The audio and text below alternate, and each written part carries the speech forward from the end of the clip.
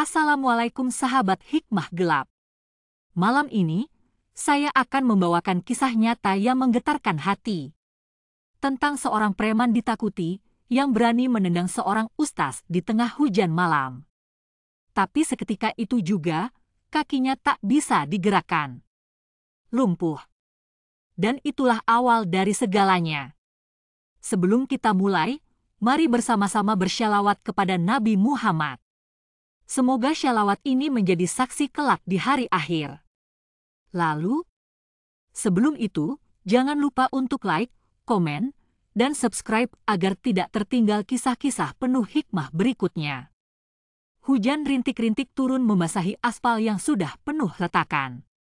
Udara malam terasa lembab, membawa aroma tanah basah yang tercampur asap knalpot kendaraan.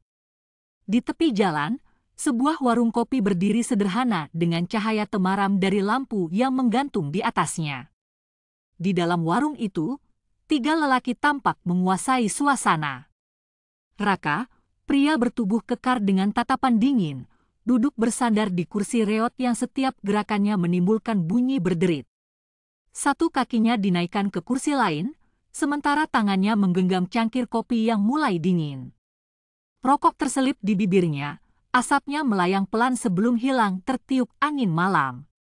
Dino dan Bayu, 2 anak buah Raka, duduk di sebelahnya. Mereka tertawa lepas, membahas kejadian-kejadian siang tadi. Cerita tentang menakut-nakuti pedagang, memalak tukang parkir, dan seorang lelaki tua yang mencoba melawan. Namun semua berujung sama. Tidak ada yang berani menentang Raka. Obrolan mereka terputus sejenak oleh suara sendu dari kejauhan. Hujan belum berhenti. Dari balik tirai warung, terlihat bayangan seseorang yang berjalan pelan menyusuri trotoar basah. Langkahnya ringan, jubahnya berkibar lembut ditiup angin malam. Bayu mengangkat alis. "Itu siapa?" bisiknya. Raka hanya mengangkat bahu. Tidak peduli.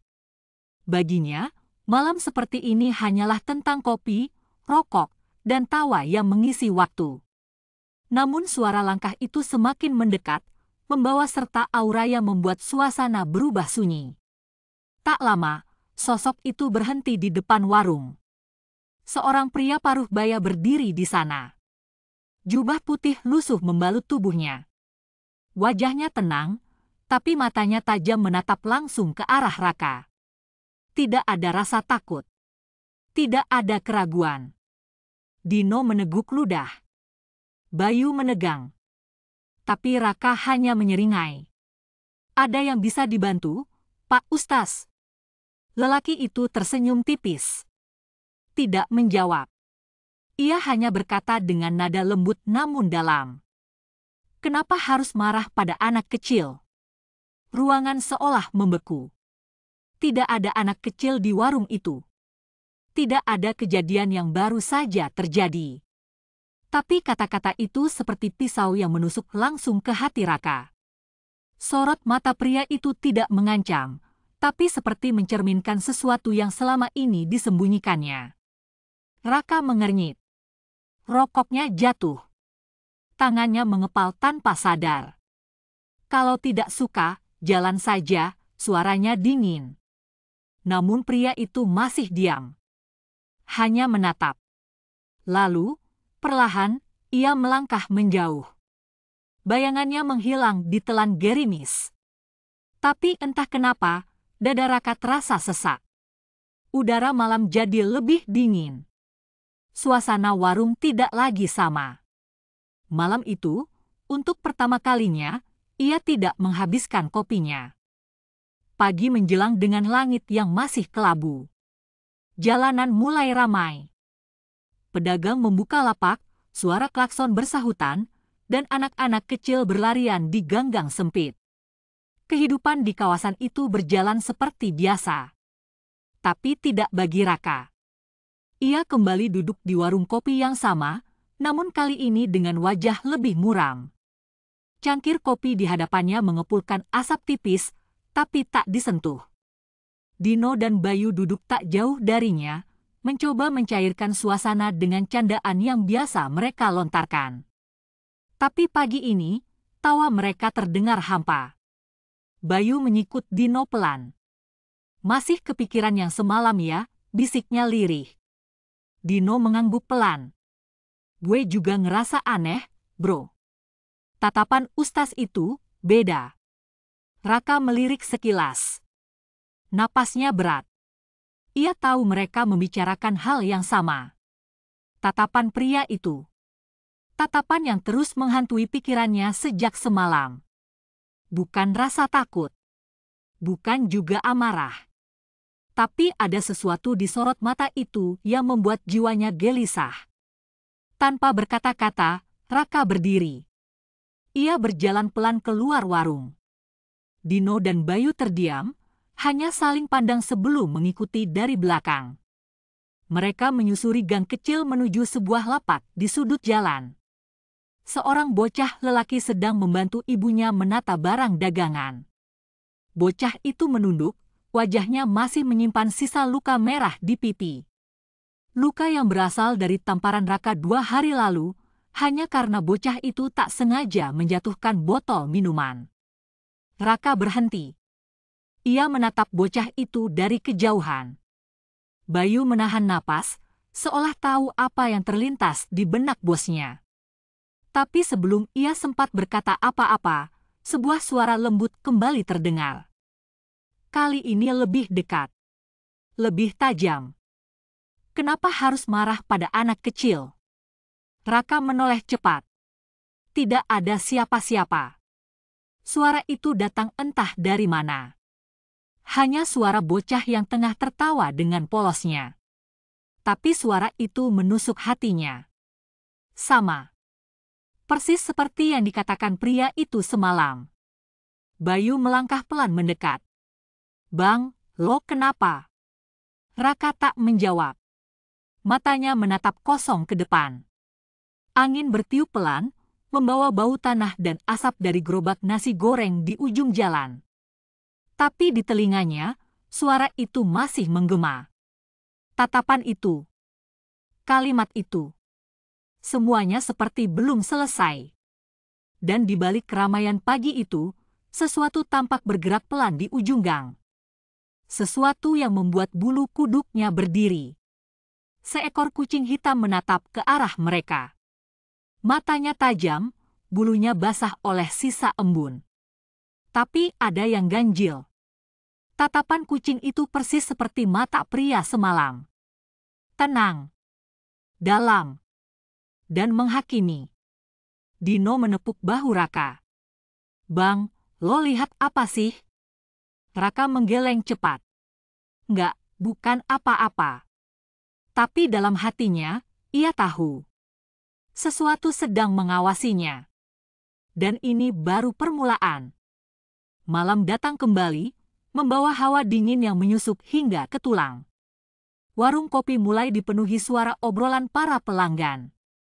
Canda, tawa, dan percikan air hujan dari sepeda motor yang melintas menjadi latar yang biasa bagi kawasan itu.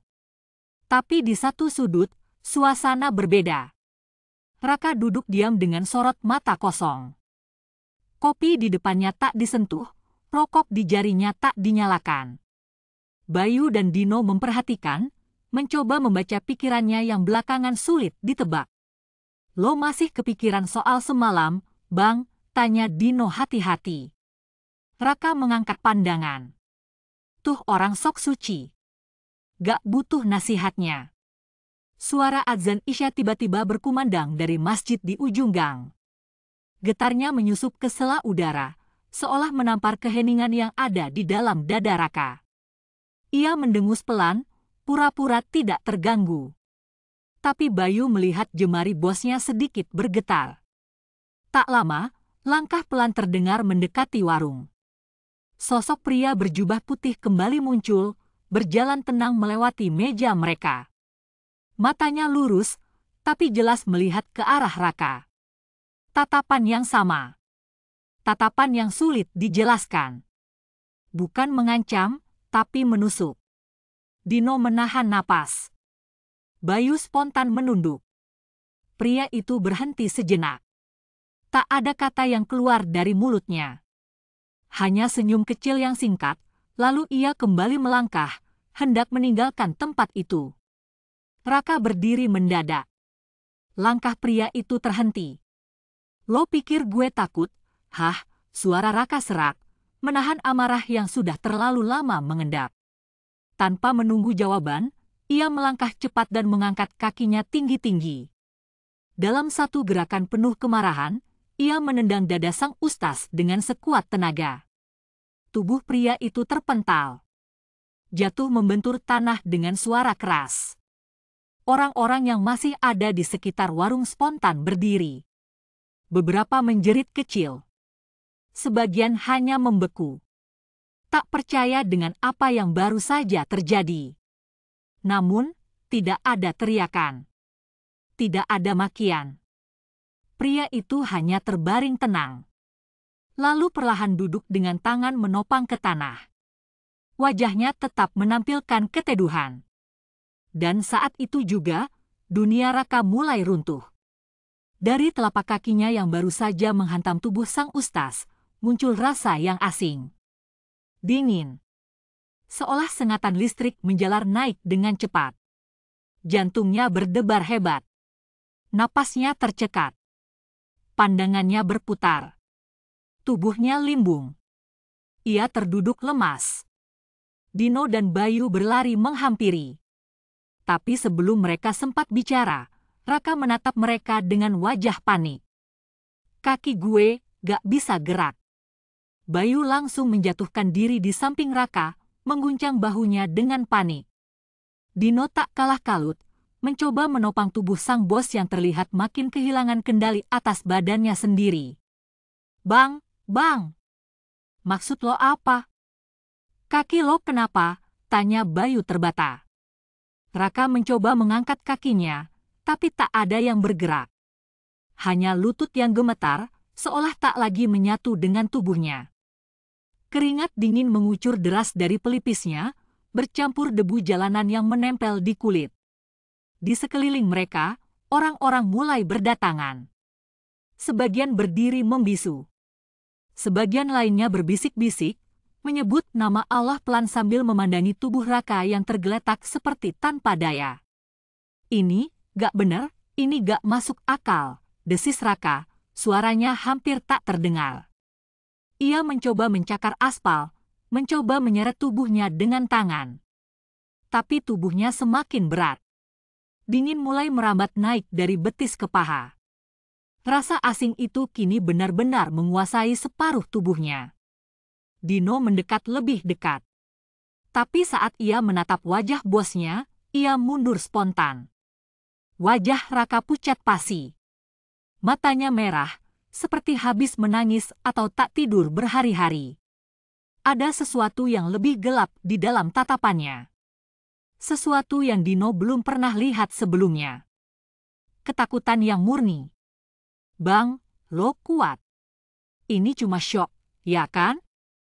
Kita bawa ke klinik, ayo," ujar Bayu, berusaha terdengar meyakinkan meski suaranya gemetar. Namun Raka tidak menjawab. Matanya terpaku pada sesuatu di kejauhan. Dino mengikuti arah pandangnya, dan di sana berdiri pria itu. Ustaz Ilham. Tenang. Tidak marah. Tidak juga terlihat kesakitan. Hanya berdiri, dengan sorot mata yang sama seperti semalam. Tapi kali ini, ada air mata yang menggantung di ujung matanya.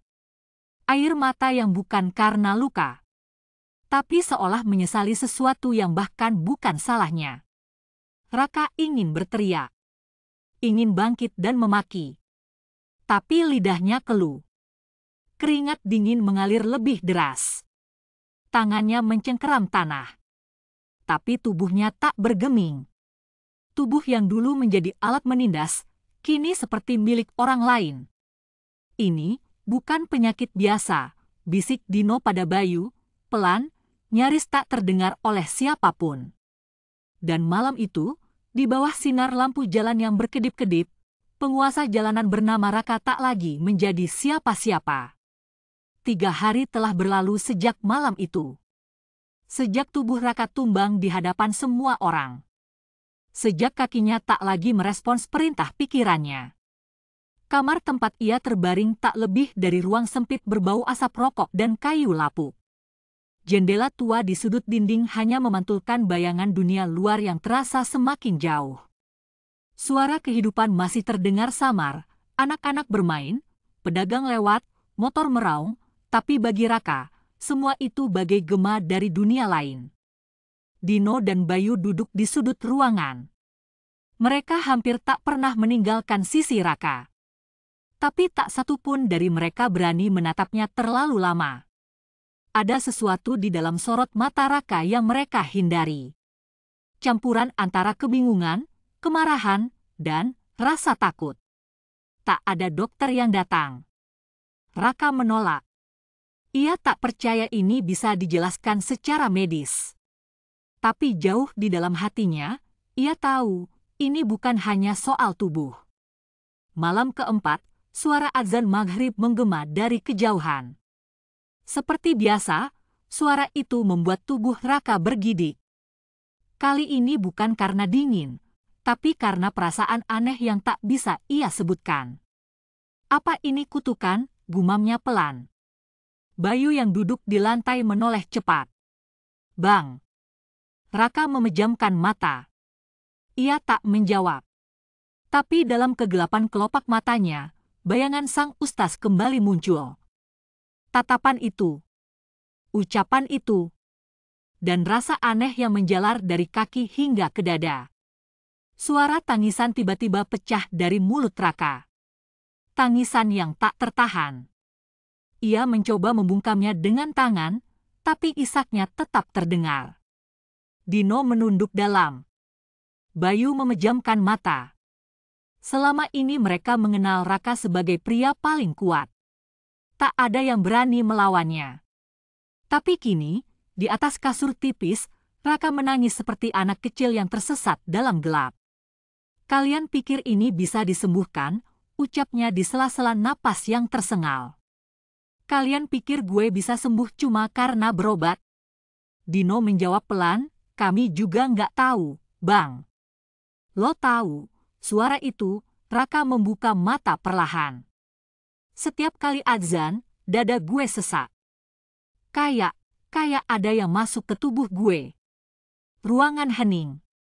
Hanya detak jam tua yang terus berdetak tak peduli. Malam itu, tak ada yang berbicara lagi. Tapi di luar jendela, bulan tampak tertutup awan, dan angin meniupkan suara yang seolah menyebut-nyebut nama yang ingin Raka lupakan. Pagi ketujuh datang dengan cahaya matahari yang terasa lebih hangat dari biasanya.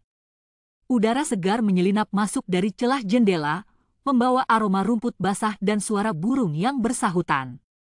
Untuk pertama kalinya, Raka tidak terbangun dengan keringat dingin membasahi tubuhnya. Matanya terbuka perlahan, menatap langit-langit kusam di atas kepalanya. Nafasnya teratur. Hening. Tapi ada sesuatu yang berbeda pagi itu. Ia menatap ke arah kakinya. Masih diam. Masih terasa seperti batu. Tapi ketika ia mencoba menggoyangkan ujung jari, sesuatu terjadi. Sedikit. Sangat sedikit. Tapi nyata. Jarinya bergerak. Raka menahan napas. Ia mencoba lagi. Kali ini lebih kuat. Pergerakan itu kembali muncul, lebih terasa. Dingin yang selama ini menaklukkan tubuhnya, kini seperti mulai meleleh. Ia mengangkat kepalanya perlahan. Menatap dengan tak percaya. Bayu terbangun karena suara ranjang yang berderit. Ia mendekat, raut wajahnya panik. Tapi begitu melihat ekspresi Raka, ia terdiam. Bang, bisiknya. Raka hanya menunjuk kakinya dengan mata membelalak.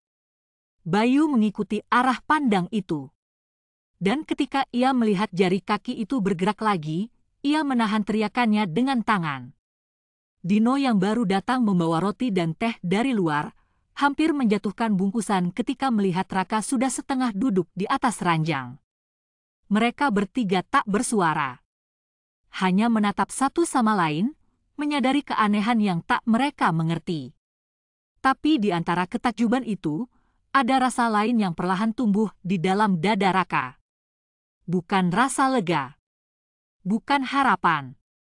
Tapi rasa takut akan apa yang harus ia hadapi setelah ini. Karena sesuatu telah berubah. Dan perubahan itu mengarahkannya ke satu tempat. Masjid di ujung gang. Beberapa jam kemudian, Raka keluar dari rumah. Bertopi dan bersweater lusuh, ia menunduk saat melewati tetangga yang hanya bisa membisu melihatnya. Tidak ada yang menyapa. Tapi tak ada juga yang mencemooh. Hanya pandangan penuh tanya. Langkahnya pelan. Masih gemetar. Tapi nyata. Bayu dan Dino menyusul dari belakang, menjaga jarak, tak berani menyentuhnya. Sampai akhirnya, halaman masjid terlihat dari kejauhan. Langkah Raka berhenti. Disinilah segalanya bermula. Dan mungkin, disinilah semuanya akan kembali.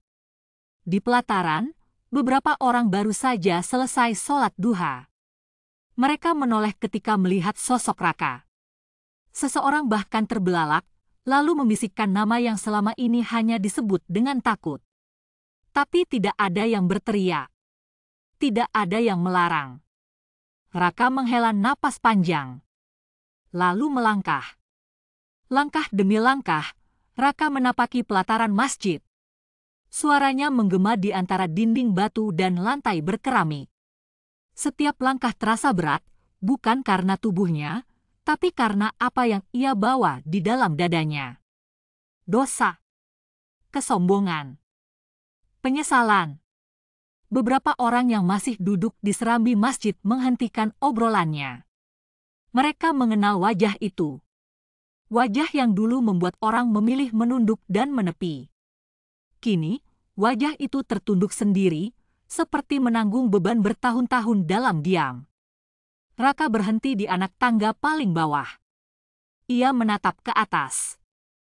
Pintu masjid terbuka. Dari dalam, suara zikir mengalun pelan. Cahaya matahari masuk dari jendela, memantul di lantai dan dinding putih yang sederhana. Bayu dan Dino berdiri di belakangnya. Diam. Tak ada yang perlu diucapkan. Raka melangkah masuk. Di dalam, ia melihat Ustaz Ilham duduk di sudut, memegang sebuah mushaf kecil. Cahaya matahari jatuh tepat di atas bahunya, membuat sosoknya terlihat begitu damai. Saat menyadari kehadiran Raka, Ustaz itu mengangkat wajahnya. Mereka bertatapan. Tatapan itu sama. Tapi kali ini, Raka tak bisa menahan air matanya. Ia jatuh berlutut. Tubuhnya bergetar. Tangannya gemetar menahan isak. Tidak ada kata. Tidak ada suara.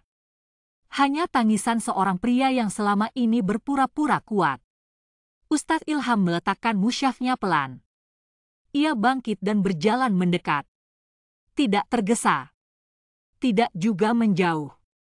Lalu ia duduk di samping Raka. Mengulurkan tangan. Tidak untuk menghakimi, tidak juga untuk bertanya.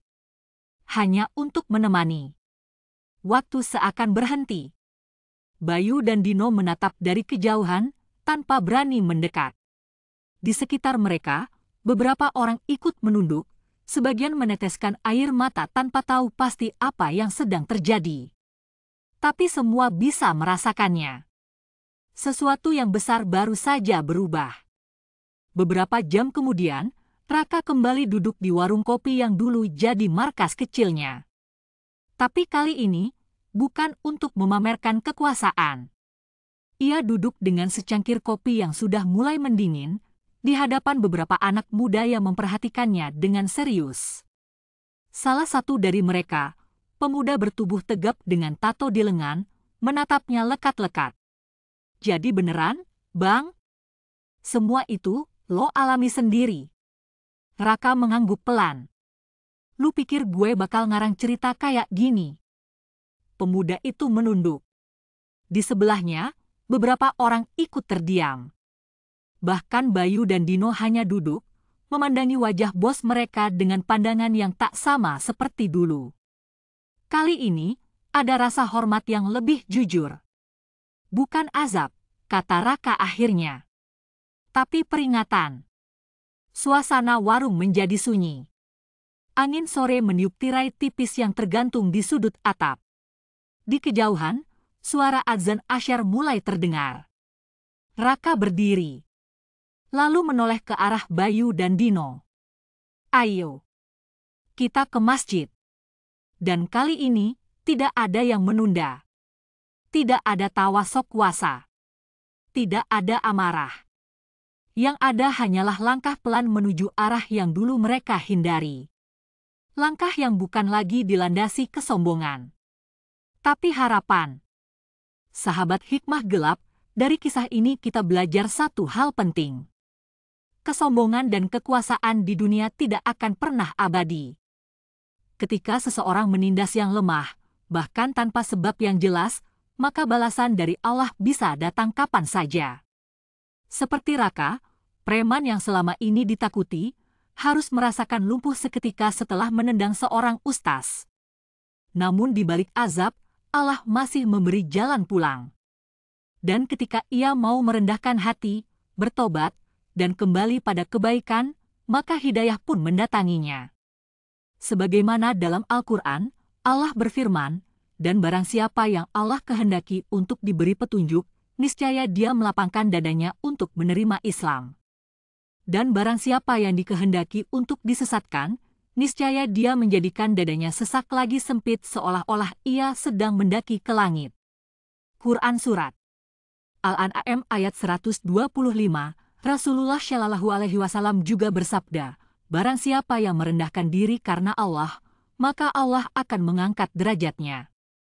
Hal Muslim, maka janganlah kita menjadi sombong karena dunia. Jangan menindas yang lemah, dan jangan abaikan panggilan kebenaran. Assalamualaikum. Semoga Allah limpahkan ampunan, rahmat, dan hidayah kepada kita semua. Semoga kisah ini membawa manfaat dan menjadi pelajaran bagi hati yang ingin berubah.